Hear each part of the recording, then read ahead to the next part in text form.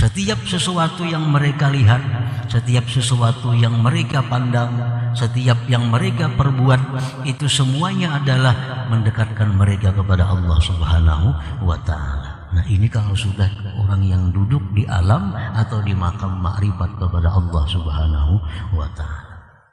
Nah, para muhibbin rahimakumullah.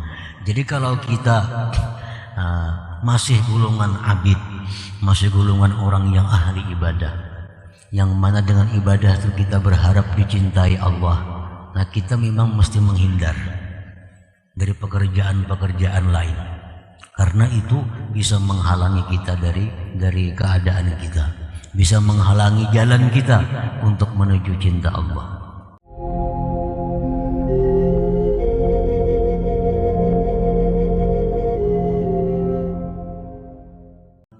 Hanya saja lari orang-orang ahli ibadah, lari orang-orang yang zuhud dari tiap-tiap sesuatu karena terdindingnya mereka dari Allah pada tiap-tiap sesuatu.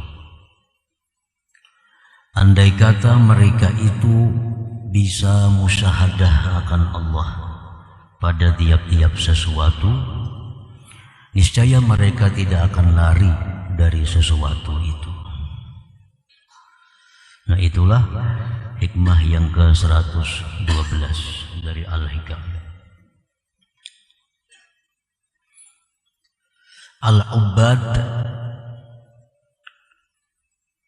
hum al-mutawajjihun ila Allah Ta'ala bil ibadatil hissiyah. Ubad itu artinya orang-orang yang berhadap kepada Allah dengan ibadah zahir. Orang-orang yang mencari kecintaan Allah dengan melakukan ibadah-ibadah yang zahir. Ubad orang-orang yang berharap dicintai oleh Allah dengan melakukan ibadah-ibadah zahir. Nah, itu ubad. Kalau kita melakukan salat dengan tujuan agar kita dicintai Allah, nah kita ini namanya adalah abid. Kalau kita melakukan puasa sunat, kita membaca Quran, kita berzikir, kita bersalawat dengan harapan bahwa kita dicintai oleh Allah, itu namanya adalah abid atau jamaknya ubad, atau disebut ahli ibadah. Ubad itu adalah orang-orang yang berhadap kepada Allah Ta'ala dengan ibadah zahir, as-salah was-siyam wa tilawatil Quran wa zikri wa salat ala nabi sallallahu alaihi wasallam wa ghairiha. Fastaghalu biha wastaghrabu wa talazzazu biha. Mereka itu sibuk dengan ibadah zahir. Mereka sibuk dengan ibadah zahir dan tenggelam, dan mereka bersenang-senang, mereka berlezat-lezat dengan ibadah zahir itu.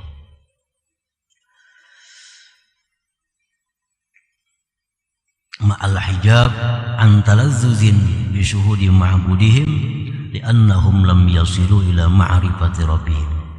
Namun mereka itu masih terdinding daripada berlezat-lezat dengan musyahadah kepada Tuhan, karena mereka memang belum sampai kepada makrifat Tuhan mereka. Nah, para muhibbin rahimakumullah, itulah yang namanya ubad tadi. Kalau kita ingin dicintai oleh Allah, jalan yang kita tempuh memperbanyak ibadah-ibadah zahir, maka kita termasuk golongan ini, ubad. Jadi pekerjaannya hanya sembahyang sunat, pekerjaannya memperbanyak puasa, pekerjaannya membaca Quran, pekerjaannya zikir, dan mereka menikmati pekerjaan itu. Namun belum sampai kepada menikmati musyahadah dengan Tuhan, karena memang mereka masih dalam perjalanan untuk menuju ma'rifat kepada Allah Subhanahu wa ta'ala. Waz-zuhadu dan zuhad. Zuhad ini adalah humul mutawajjihun ilallah ta'ala bitarkid dunya wa zinatiha wa ahliha fa'tazalu wa ashu bila syai' minad dunya wa talazzazu bizzahadah. Nah, zuhad itu orang yang berhadap kepada Allah dengan meninggalkan duniawi, perhiasannya, pecinta-pecintanya, dan mereka mengasingkan diri, dan mereka hidup dengan tidak ada sesuatu dari dunia, dan mereka menikmatinya. Nah, ini zuhad. Orang ini tidak banyak ibadah sunat, tidak banyak salat sunat, tidak banyak puasa sunat, tidak banyak zikir. Namun yang mereka tempuh jalan untuk mendapatkan kecintaan Allah itu, yang mereka tempuh adalah jalan meninggalkan duniawi. Mereka berpaling dari dunia, perhiasannya, dan pecinta-pecintanya, sehingga mereka mengasingkan diri dan mereka hidup dengan tidak ada sesuatu dari dunia, dan mereka itu menikmati keadaan demikian. Namun mereka masih terdinding daripada musyahadah, daripada kelezatan musyahadah. Memang mereka masih dalam perjalanan untuk menuju kecintaan Allah Subhanahu wa ta'ala. Nah, para muhibbin rahimakumullah, di sini Imam Ibnu Athaillah menjelaskan dua hal jalan agar dicintai oleh Allah. Satu, perbanyak ibadah zahir, perbanyak puasa sunat, sembahyang sunat, baca Quran, zikir, berkumpul orang-orang saleh, menuntut ilmu. Dengan harapan demikian dicintai oleh Allah Subhanahu wa ta'ala. Bila dicintai oleh Allah, ada harapan diberi Allah ma'rifat kepadanya. Nah, adapun jalan yang kedua, orang ini memang tidak ahli ibadah, namun dia mampu meninggalkan dunia dan perhiasannya.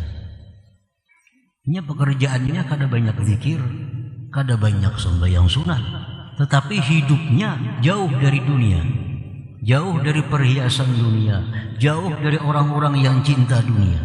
Mereka hidup sendiri dan mereka lezat dengan keadaan itu. Nah, ini pun juga jalan yang bisa mendatangkan kecintaan Allah.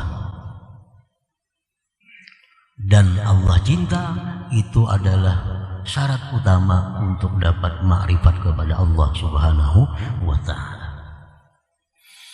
Para muhibbin rahimakumullah, istauhashu wabta'adu min kulli syai' khawfan ay yu'awwika ibadatahum wa zuhdahum. Mereka ahli ibadah, mereka ahli zuhud, mereka itu lari, mereka itu berjauh dari tiap-tiap sesuatu. Ada orang menawari pekerjaan, kada mau. Ada orang membawai bahan dilan, kada mau. Ada orang membawa organisasi, terima kasih.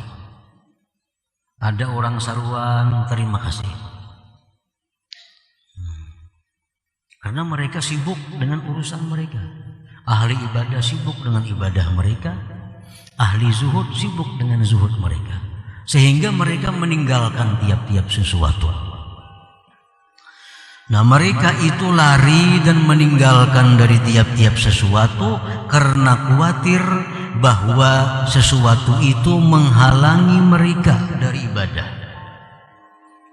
Karena kalau sudah banyak bergaul, nah, sudah banyak umpat organisasi ini, ikut itu. Nah, khawatir kalau auratnya, wiridnya terganggu. Khawatir kalau puasa sunatnya terganggu. Khawatir kalau zikirnya kurang. Lalu mereka menghindar dari itu. Nah, mereka itu ahli ibadah, mereka itu ahli zuhud, mereka lari dari tiap-tiap sesuatu karena takut bahwa menghalangi sesuatu itu daripada ibadah mereka dan zuhudnya mereka itu. Falau syahidullaha qa'iman bikulli syai' kama syahidahul 'arifun lamastauhasu wa bata'adu min syai' bal anisu min kulli syai'. Seandainya orang-orang ahli ibadat tadi, seandainya orang-orang zuhud tadi, mereka sudah bisa musyahadah kepada Allah. Nah, mereka sudah sampai kepada makrifat. Mereka sudah bisa, mata hati mereka sudah mampu menyaksikan bahwa Allah itu berdiri dengan tiap-tiap sesuatu. Nah, seandainya mereka sudah sampai kepada makrifat, lalu mereka bisa musyahadah kepada Allah sebagaimana orang-orang yang sudah makrifat, niscaya mereka tidak lari dari sesuatu. Karena mereka melihat Allah itu ada pada tiap-tiap sesuatu. Dan niscaya mereka itu jinak daripada tiap-tiap sesuatu. Nah, para muhibbin rahimakumullah. Jadi di sini ada 3 kelompok manusia yang dijelaskan oleh Imam Ahmad Ibnu Athaillah. 1, ada kelompok yang namanya ubad tadi, ahli ibadah. Yang kedua, ada kelompok zuhad, orang-orang zuhud. Nah, ini kelompok ini mereka berusaha agar dicintai Allah. Sebab kalau Allah cinta, Allah akan memberikan kepada orang itu ma'rifat. Nah, yang ketiga di sini tentang orang-orang yang sudah ma'rifat kepada Allah atau al-arifun. Nah, orang-orang yang sudah ma'rifat dengan Allah ini, mereka sudah bisa menyaksikan Allah itu ada, sehingga mereka tidak lari dari apapun. Nah, sehingga mereka tidak menjauh dari apapun. Dan mereka tidak khawatir sesuatu itu bisa menghalangi mereka dari Tuhan mereka. Ini kalau sudah mereka ma'rifat kepada Allah Subhanahu wa ta'ala. Mereka diberikan orang jabatan ini, terima. Mereka diberi orang kekayaan ini, terima. Mereka diberi orang ini, laksanakan.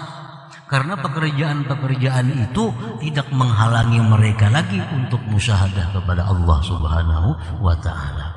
Setiap sesuatu yang mereka lihat, setiap sesuatu yang mereka pandang, setiap yang mereka perbuat, itu semuanya adalah mendekatkan mereka kepada Allah Subhanahu wa ta'ala. Nah, ini kalau sudah orang yang duduk di alam atau di makam makrifat kepada Allah Subhanahu wa ta'ala. Nah, para muhibbin rahimakumullah. Jadi kalau kita masih golongan abid, masih golongan orang yang ahli ibadah, yang mana dengan ibadah itu kita berharap dicintai Allah, nah kita memang mesti menghindar dari pekerjaan-pekerjaan lain, karena itu bisa menghalangi kita dari keadaan kita, bisa menghalangi jalan kita untuk menuju cinta Allah. Nah, lain halnya kalau sudah ma'rifat, apapun yang mereka perbuat, dimanapun mereka berada, mereka tidak akan takut sesuatu itu mengganggu hubungan mereka dengan Allah Subhanahu wa taala. Karena mereka selalu musyahadah, selalu menyaksikan mata hati mereka tentang adanya Allah pada segala sesuatu itu. Nah, para muhibbin rahimakumullah. Nah, orang yang ma'rifat kepada Allah ini, orang yang melihat sesuatu, dia melihat bahwa itu adalah perbuatan Allah. Orang yang ma'rifat ini, orang yang melihat sesuatu itu adalah dikehendaki oleh Allah. Orang yang ma'rifat ini, orang yang melihat sesuatu menunjukkan adanya Allah. Nah, hati mereka tidak lepas dari itu. Jadi dimanapun mereka berada, apapun yang mereka kerjakan, terus mendekatkan diri mereka kepada Allah Subhanahu wa ta'ala. Walaupun zahir mereka tidak beribadah, walaupun mulut mereka tidak banyak berzikir, tetapi hati mereka selalu memandang kepada Allah Subhanahu wa ta'ala. Nah, ini sudah ma'rifat kepada Allah Subhanahu wa ta'ala. Nah, para muhibbin rahimakumullah. فإذا رأيت العارف بالله استوحش وابتعد من كل شيء فذلك إرشاد للأمة لا لخوفهم أن يعوقهم عن ربهم. Apabila engkau lihat orang yang makrifat kepada Allah itu lari dari sesuatu. Kalau ada orang yang makrifat kepada Allah, dia lari dari sesuatu. Ditawari kekayaan, dia menolak. Ditawari jabatan, dia menolak. Nah, itu mereka lakukan irsyadun lil ummah, untuk memberi pelajaran kepada umat. Nah, memberi pelajaran kepada orang-orang yang belum sampai kepada kedudukan ma'rifat. Bukan mereka takut itu menghalangi mereka dari Allah Subhanahu wa ta'ala. Nah, para muhibbin rahimakumullah, Rasulullah sallallahu alaihi wasallam ditawari oleh Allah bahwa gunung ini jadi emas. Beliau menolak. Bukan beliau takut bahwa itu mengganggu hubungan beliau dengan Allah, bukan. Beliau menolak itu hanya memberikan pelajaran kepada umat bahwa kedudukan orang yang fakir, yang sabar, yang ridha dan qanaah itu sangat mulia di sisi Allah Subhanahu wa ta'ala. Para aulia dahulu ditawari menjadi qadhi, mereka menolak. Bahkan sampai disiksa, mereka menolak untuk memegang jabatan qudat qadhi ini.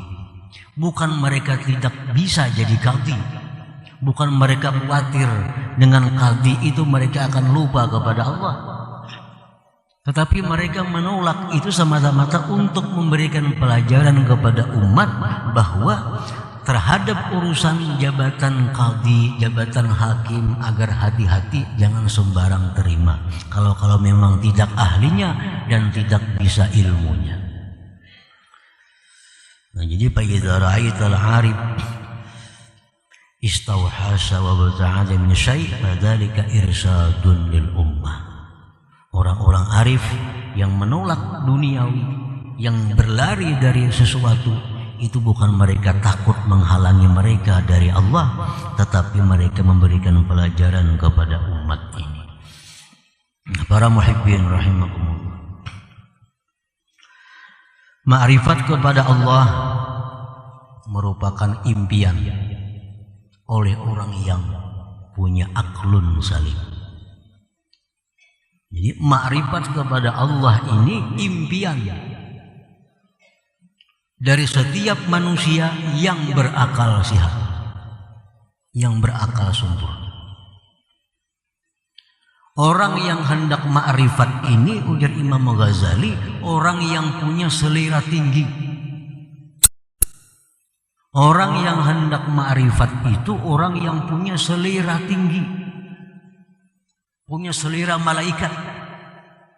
Kalau orang hendak makan yang nyaman-nyaman, itu selera rendah binatang. Orang yang menghendaki perempuan, menghendaki lawan jenis, selera rendah.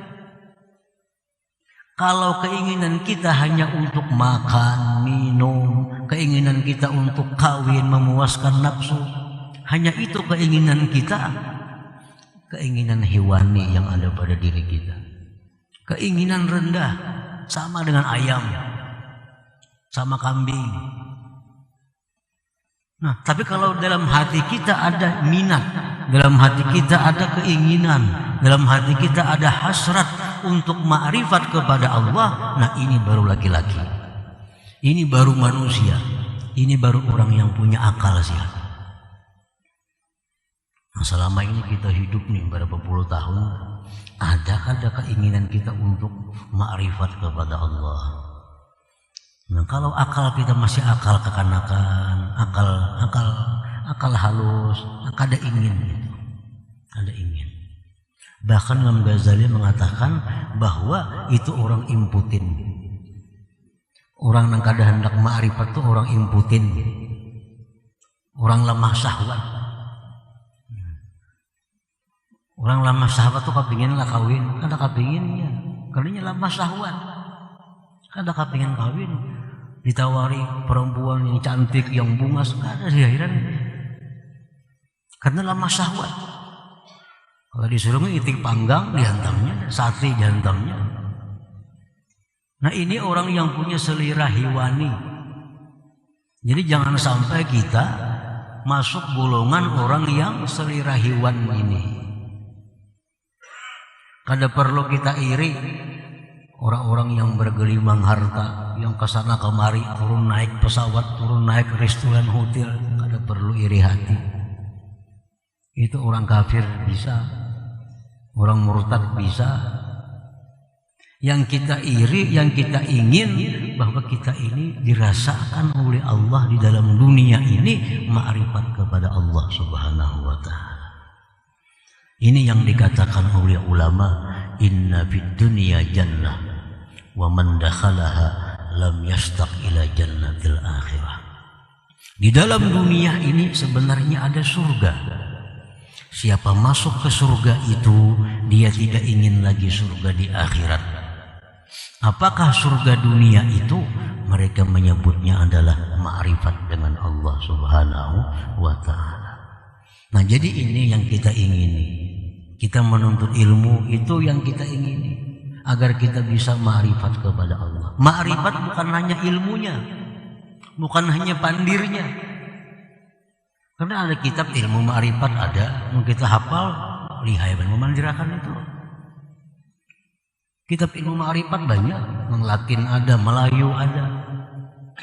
Kalau kita menguasai itu, kita bisa menceritakan, bisa mengisahkan, menjabarkan. Tapi yang kita maksud bukan itu.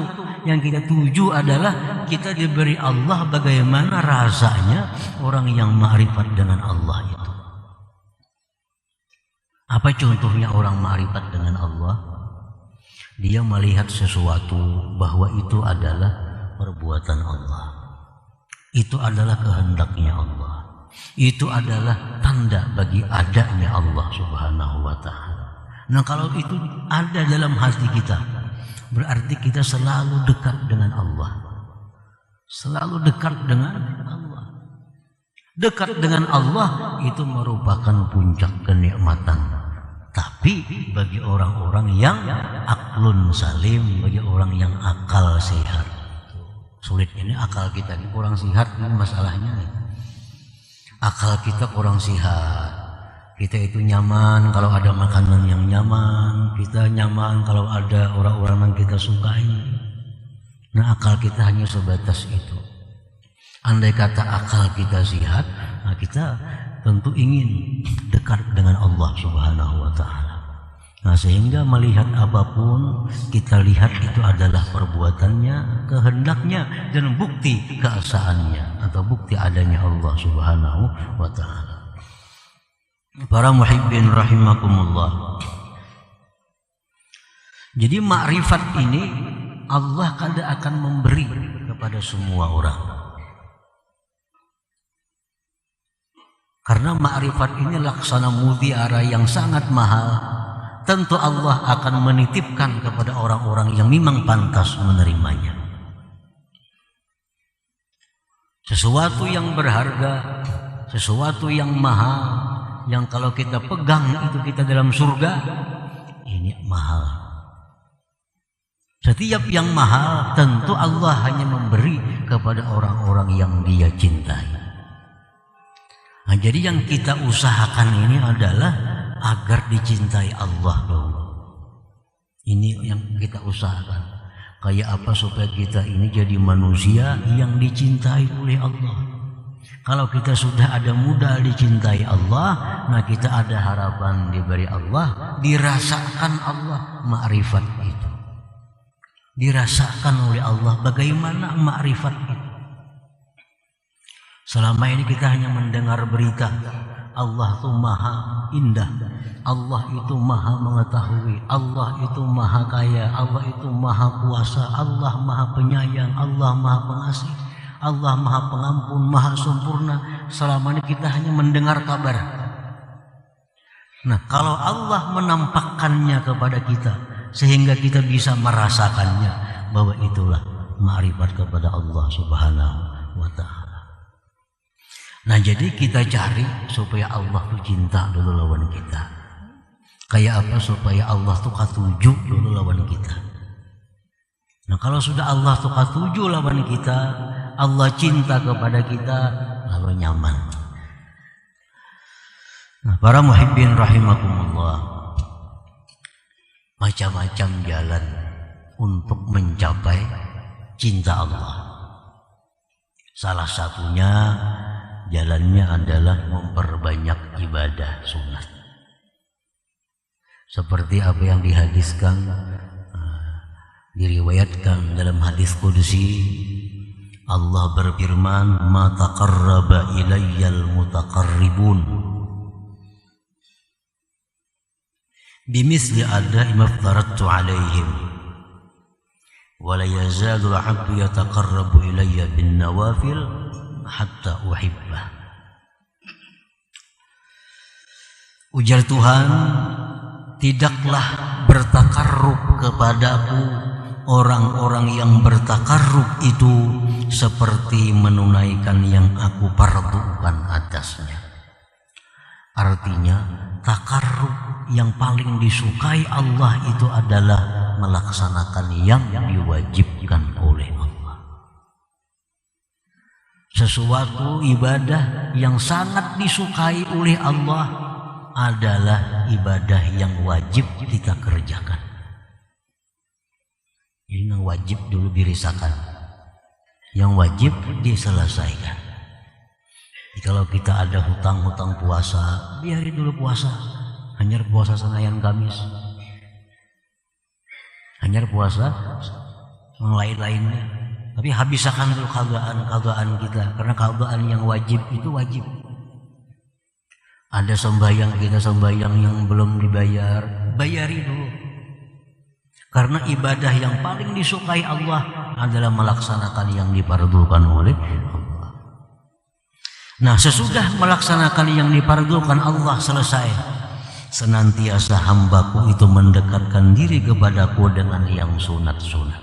Nah, habis sembahyang fardu sudah lunas, ayo perbanyak witir, duha, tahajud, awabin, sembahyang tubat, macam-macam. Itu sudah selesai yang fardu.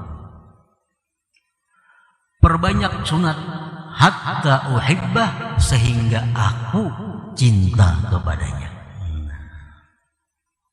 Sehingga aku cinta kepadanya. Maka bila aku cinta kepadanya, ujar Tuhan, jadilah aku ini adalah dia. Artinya orang ini diberi Allah ma'rifat. Kalau sudah Allah cinta kepada orang itu, Allah memberikan ma'rifat kepadanya. Nah, ini orang yang mencari kecintaan Allah melalui memperbanyak ibadah sunat. Nah, yang kedua, Imam Ahmad Ibnu Athaillah tadi menjelaskan bahwa untuk mencapai ridha Allah itu, kecintaan Allah itu adalah zuhud fid dunia. Ini walaupun kada banyak zikir, kada banyak salawat, kada banyak baca Quran, kada tahajud, tapi zuhud. Dia tinggalkan dunia, dia tinggalkan perhiasan dunia, dia hilangkan hatinya ketergantungan dengan dunia. Nya kada banyak beribadah orangnya. Cuma lawan dunia kada ada hasrat. Dengan dunia kada terikat. Dengan dunia kada tergantung hatinya. Nah, ini jalan juga untuk mencapai kecintaan Allah, untuk mencapai ma'rifat kepada Allah. Rasulullah sallallahu alaihi wasallam bersabda, "Izhad fid dunya yuhibbakallah." Ujar Nabi, zuhudlah engkau pada dunia. Arti zuhudlah engkau pada dunia itu hilangkan ketergantungan hatimu dengan dunia. Hilangkan ketergantungan hatimu daripada dunia. Niscaya Allah cinta kepada engkau. Yuhibbakallah. Ada orang dikisahkan di zaman Nabi Isa alaihissalam, orang berzikir di suatu majelis. Ada laki-laki kada umpat, guring di tanah, di bawah pohon. Ujar Nabi Isa, "Oh ya laki-laki, macam kenapa kada umpat orang majelis itu?" Raminya orang berzikir sana. Dia si laki-laki, biar aja, ulun kada umpat ke sana, tapi ulun kada cinta dengan dunia. Nah, mungkin Nabi Isa, cukup bagi engkau itu amalan engkau. Cukup bagi itu amalan engkau. Walaupun kada banyak zikir, kada banyak salawat, kada banyak baca Quran, tapi hatinya tidak ada tergantung dengan dunia. Nah, ini sangat cepat juga mendatangkan cinta Allah Subhanahu wa Ta'ala.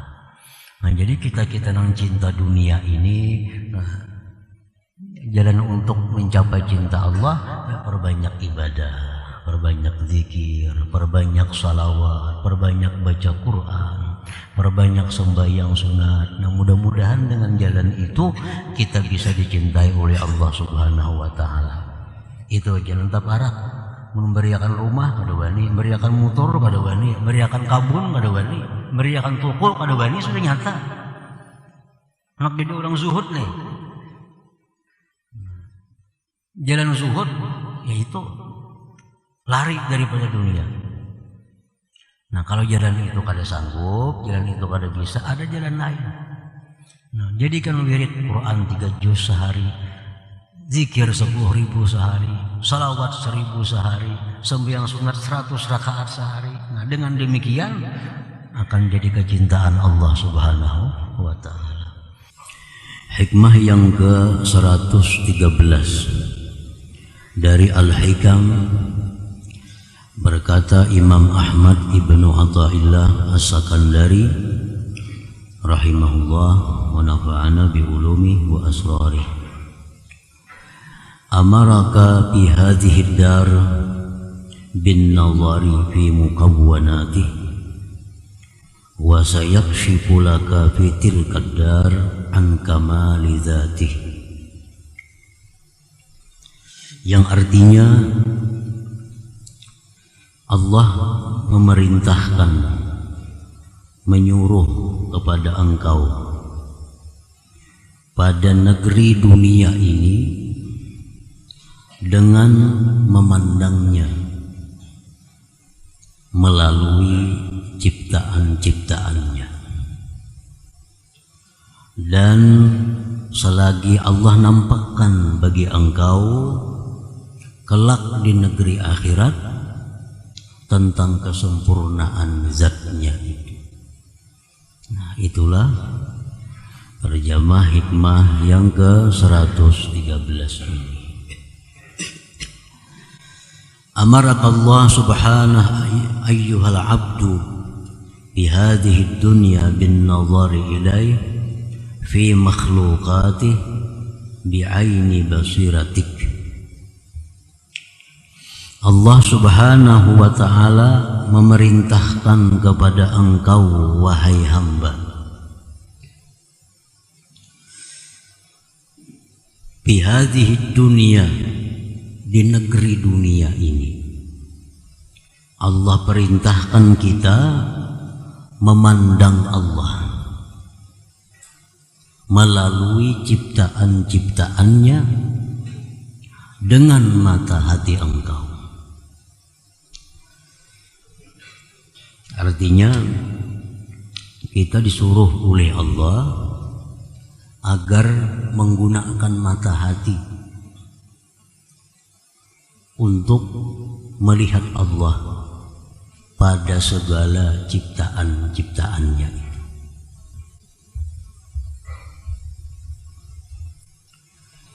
Dengan dalil firman Allah, qul inzuru madza fis samawati wal ardh. Katakan wahai Rasul kepada umat, unzuru, tengoklah olehmu, pandanglah olehmu Tuhan allazi. Maza oleh ahli tafsir artinya allazi, pandanglah Tuhan yang ada di balik langit dan bumi itu. Nah, ini perintah Allah kepada kita agar kita melalui mata hati kita ini bisa melihat Allah Subhanahu wa ta'ala itu pada ciptaan-ciptaannya. Nah, para muhibbin rahimakumullah. Jadi apabila kita dengan mata kepala, mata nang kacamata nih, itu artinya apabila kita dengan mata kepala ini melihat sesuatu yang indah di alam dunia ini, maka hendaknya mata hati kita bersamaan dengan itu melihat itu adalah keindahan Allah Subhanahu wa ta'ala. Jadi artinya kedua mata ini berfungsi. Kedua mata ini berfungsi.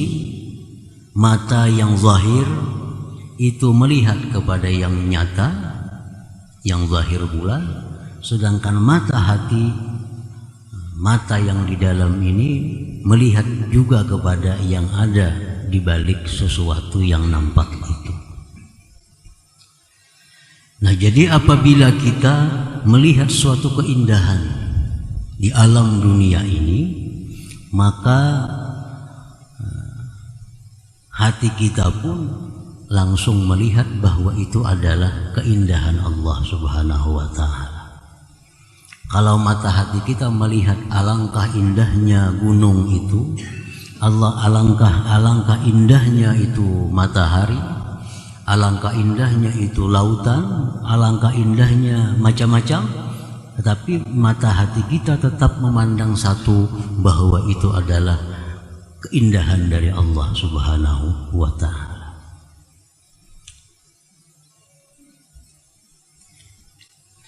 Nah, apabila mata hati kita, bila mana mata hati kita sudah bisa bersatu dengan mata zahir ini, melihat satu keindahan tadi, bahwa mata hati kita melihat itu adalah indahnya Allah, nah maka ucapan yang kita keluarkan dari mulut kita ini adalah tidak ada lain dari ucapan alhamdulillah. Segala puji itu bagi Allah.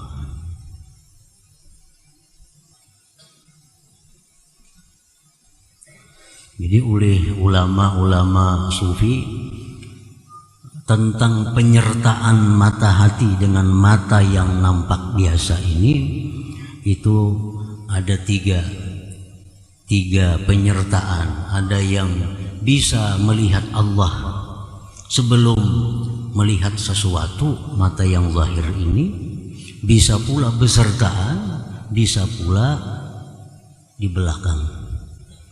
Nah, begitu kita melihat sesuatu yang indah, hati kita, mata hati masih belum bergerak. Nah, kita melihat sesuatu yang indah, tapi di belakang itu mata hati kita memandang itu adalah indahnya Allah Subhanahu wa ta'ala.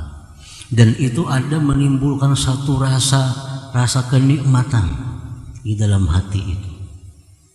Sebagaimana mata kita yang zahir ini dingin, nah sebagaimana mata yang zahir ini dingin dengan memandang keindahan, maka hati kita pun begitu sejuk begitu memandang itu keindahan Allah Subhanahu wa ta'ala.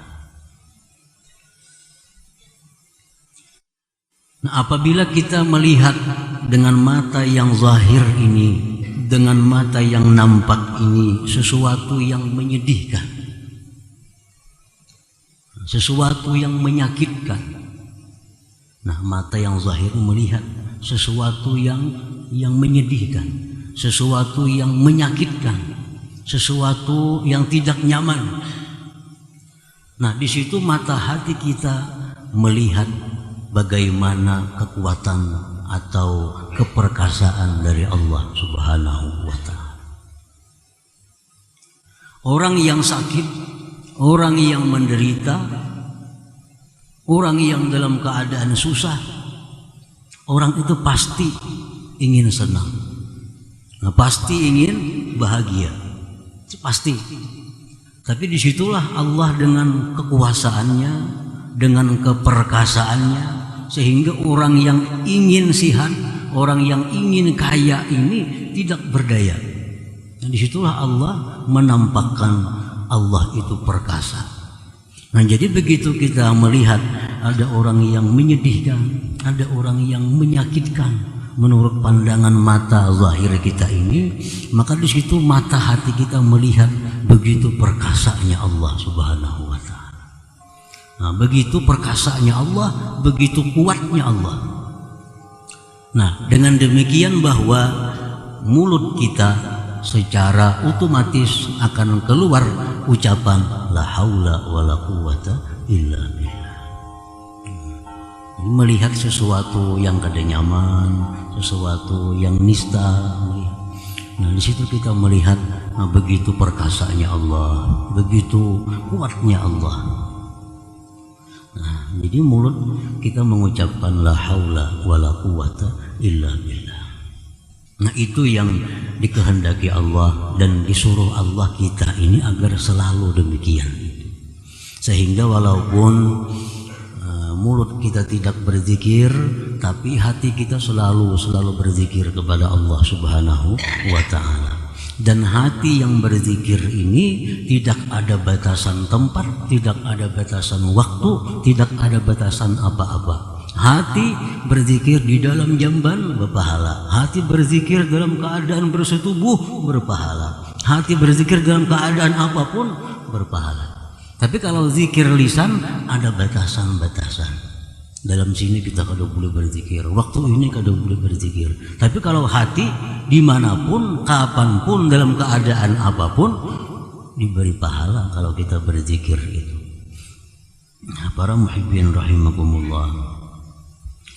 Nah, kalau kita melihat orang-orang yang mulia, melihat orang-orang mulia, artinya mata zahir kita ini melihat ada orang yang dimuliakan, melihat ada orang yang dihormati. Nah, di situ mata hati kita sudah melihat bahwa itu adalah Allah Al-Mu'izz yang maha memuliakan. Nah, hati kita sudah melihat bahwa orang itu mulia karena Allah Al-Mu'izz yang memuliakannya. Orang yang mulia ini bukan orang kaya. Orang yang mulia itu bukan orang yang tinggi kedudukan, pangkat, jabatannya, bukan. Tetapi orang yang mulia itu adalah orang yang dekat dengan sumber kemuliaan, yaitu Allah Subhanahu wa Ta'ala. Orang yang sangat takwa kepada Allah, itulah orang mulia. Jadi kalau kita melihat ada orang yang sangat takwa, maka di situ mata hati kita melihat bahwa Allahul Mu'izz, Allah yang memuliakan itu. Allah bila ingin memuliakan hambanya, maka Allah dekatkan hamba itu kepadanya. Maka jadilah dia orang yang paling takwa. Jadilah hamba itu orang yang selalu melaksanakan apa yang diperintah dan jauh dari yang dilarang oleh Allah. Nah, para muhibbin rahimakumullah, bila kita melihat ada orang-orang yang hina, orang hina ini bukan buruh, Nah, orang hina ini bukan pembantu, orang hina ini bukan pesuruh, orang hina ini bukan orang miskin, orang hina ini bukan orang cacat, Tetapi orang hina yang sebenarnya itu adalah orang yang jauh dari kemuliaan, yaitu orang yang suka maksiat kepada Allah. Itu orang hina. Itu orang hina. Orang yang menghambur-hamburkan nikmat di jalan yang tidak diridai Allah, itu orang hina. Kalau kita melihat ada orang-orang maksiat, mata zahir kita melihat orang-orang yang membuang-buang duit untuk hal-hal maksiat, hal-hal yang tidak ada manfaatnya di akhirat. Nah, mata hati kita melihat itulah orang hina. Dan mata hati kita melihat bahwa itulah Allah yang al-muzil, yang menghinakan orang itu. Nah, para muhibbin rahimakumullah. Jadi Allah itu kalau menghinakan seseorang bukan berarti orang itu dimiskinkan oleh Allah, bukan. Bukan berarti orang itu diturunkan dari jabatannya, bukan.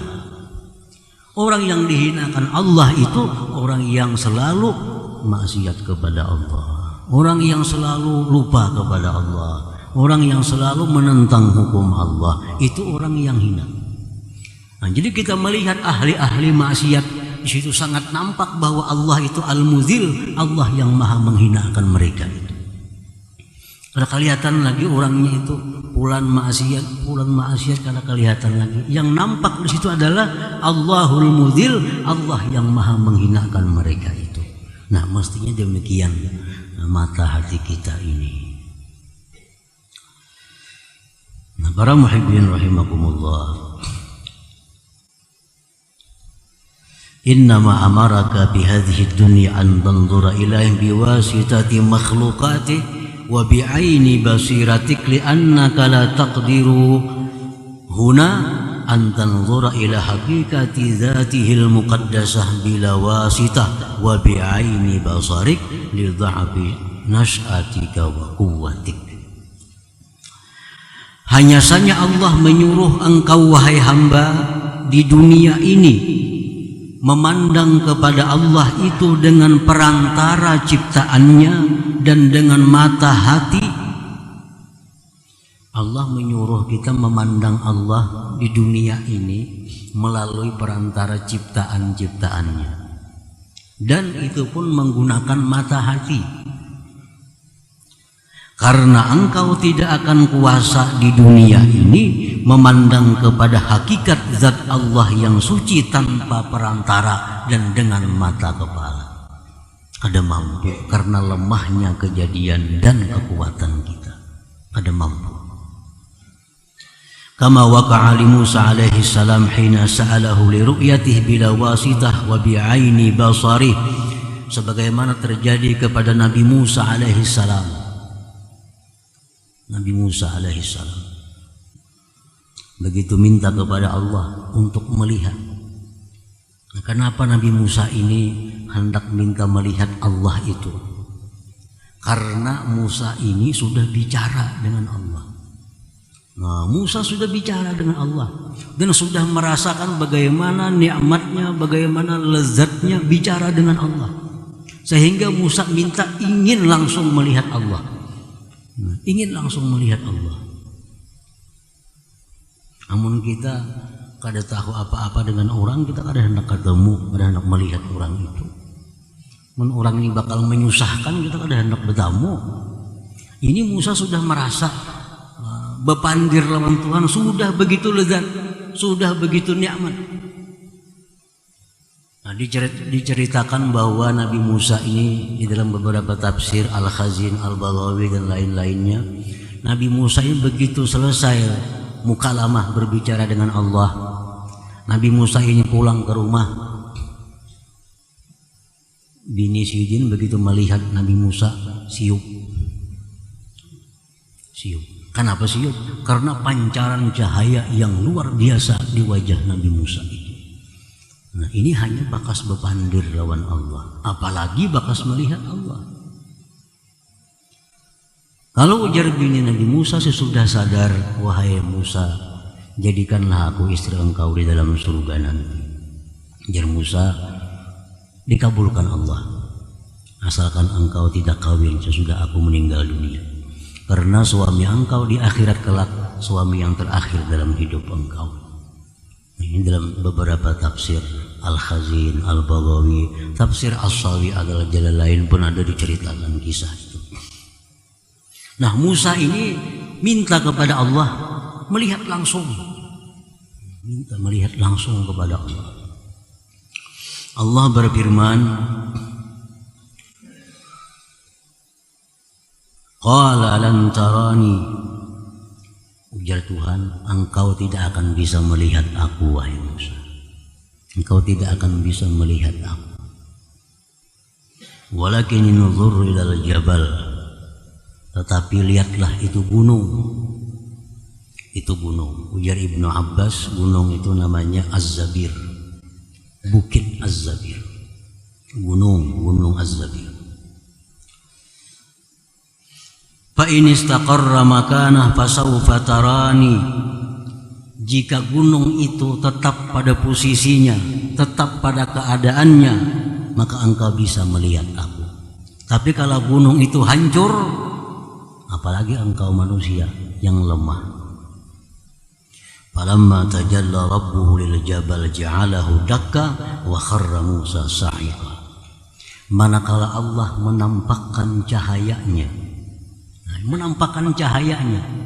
ujar ahli tafsir hanya sekedar ujung kelingkingan. Allah membuka cahayanya kepada gunung yang besar yang kukuh Zabir tadi. Ja'alahu dakka, gunung itu terbang hancur berkeping-keping. Dan wa kharra Musa sa'ika, Musa pun tersungkur pingsan. Gunung tadi terbang hancur. Ujar sebagian ulama tafsir, hancuran gunung Az-Zabir itu 3 bagian gugur di Mekah. Jadilah Jabal Sur, jadilah Jabal Nur, jadilah Jabal Sabir. 3 bagian gunung tadi gugur di Madinah, jadilah Jabal Uhud, gunung Uhud.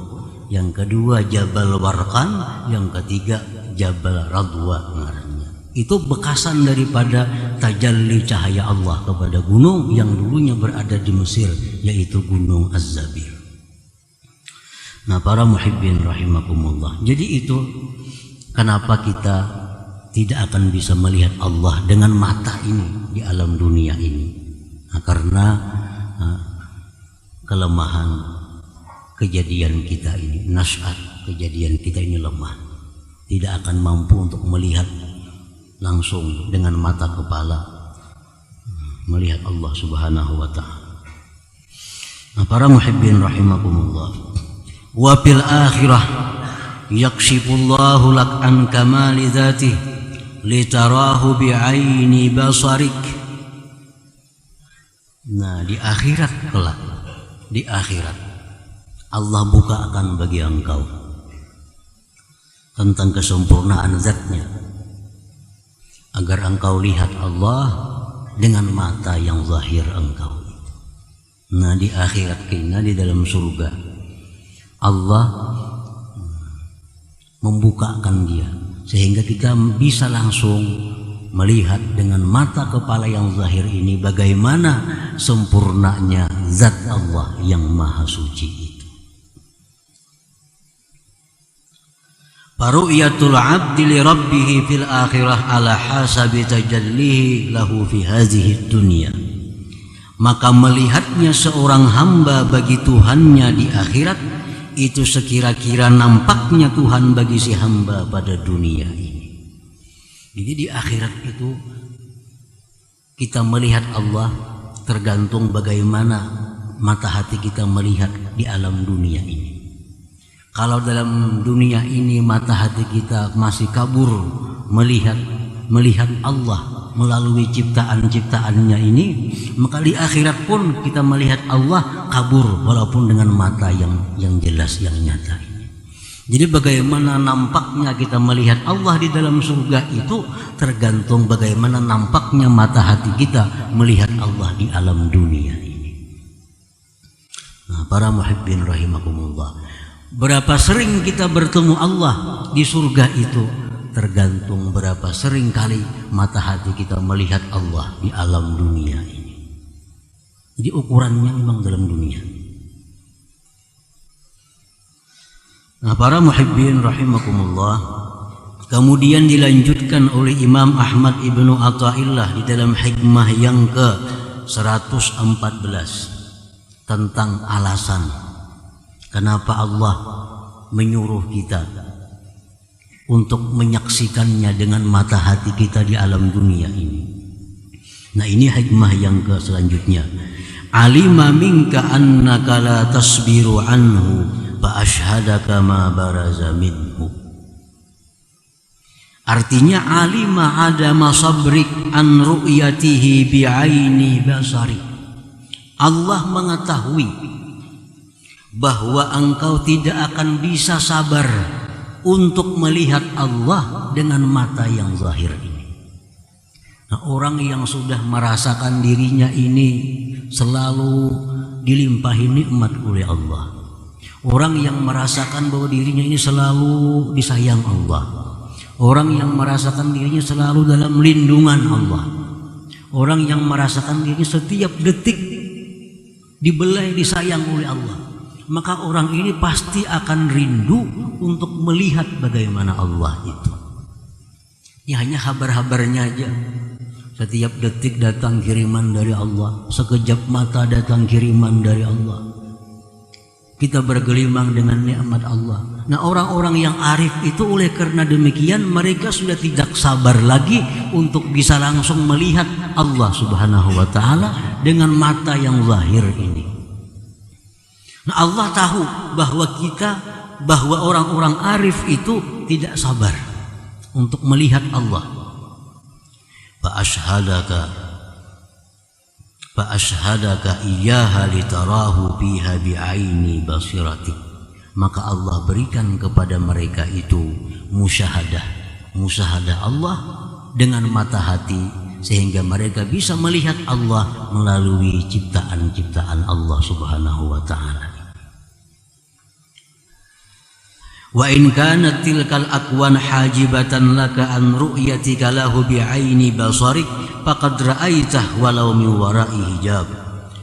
Dan sekalipun itu ciptaan-ciptaan Allah menjadi penghijab, menjadi dinding bagi engkau daripada melihat Allah dengan mata yang nyata ini, maka sungguh engkau telah melihat Allah dengan mata hati walaupun dari belakang hijab. Jadi walaupun Allah itu terdinding dengan ciptaannya di alam dunia ini bagi mata yang nyata, tetapi dengan mata hati Allah itu sebenarnya maha nyata, maha nampak pada ciptaan-ciptaannya itu. Nah, orang-orang yang diberi Allah demikian, orang-orang yang mata hatinya itu sudah jalan seperti tadi, orang-orang yang sudah bisa menyaksikan mata hatinya keindahan Allah, keperkasaan Allah pada tiap-tiap ciptaannya, maka itu adalah karamatun minallahi laka. Itu kemuliaan yang diberikan Allah kepada engkau. Kalau kita tuh sudah bisa macam itu, kita ini sudah bakaramat, artinya sudah bakaramat.